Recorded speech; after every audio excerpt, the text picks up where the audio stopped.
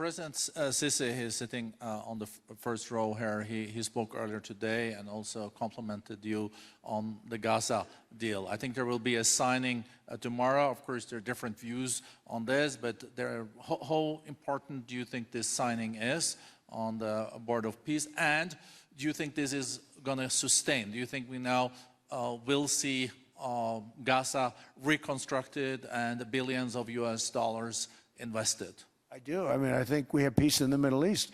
There are some little situations like Hamas, and Hamas has agreed to give up their weapons. Now, you know, they were born with a weapon in their hand, so it's not easy to do. When they were born with a rifle in their hand. It's not an easy thing for them, but that's what they agreed to. They've got to do it.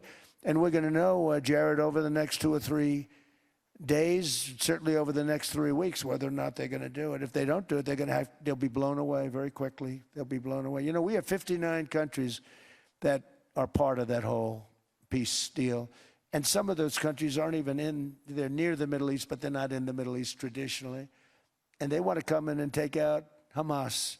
They want to come in. They want to do whatever they can. There's a problem with Hezbollah in Lebanon, and we'll see what happens there, but that's a problem. But there are these little flames, but there's peace in the Middle East. Now, had we not gone in and knocked out with those big, beautiful, we just ordered 25 brand new ones, the latest and the greatest, the B-2 bomber. Think of them, they went in there at 2 o'clock in the morning with no moon, no light, no nothing, and every single one of those massive bombs hit its target, 100,000-pound bombs hit its target, every one of them. And then on top of it, from a submarine 300 miles away, we hit the sites with tomahawks, which is an unbelievable weapon. So, you know, we did our job. If we didn't do that, you would have never had peace in the Middle East. And the countries like Saudi Arabia, UAE, and Qatar could never have, and others could never have signed anything because you would have had this dark cloud, and the dark cloud was Iran with nuclear. Iran would, if we didn't take them out, they would have had a nuclear weapon within 2 months. They were very close to having the nuclear weapon, and we hit them hard.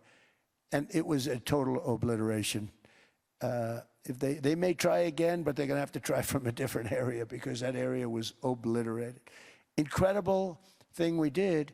And because we did that, we were able to make peace. If we didn't do that, I would say, Jared and Steve, if we didn't do that, there was no chance of making peace because the countries I just named and other countries could have never signed off. They were afraid. They were afraid. We had a bully. The bully was Iran, the bully of the Middle East. They used to call it for years. They were the bully of the Middle East. They're not the bully of the Middle East anymore.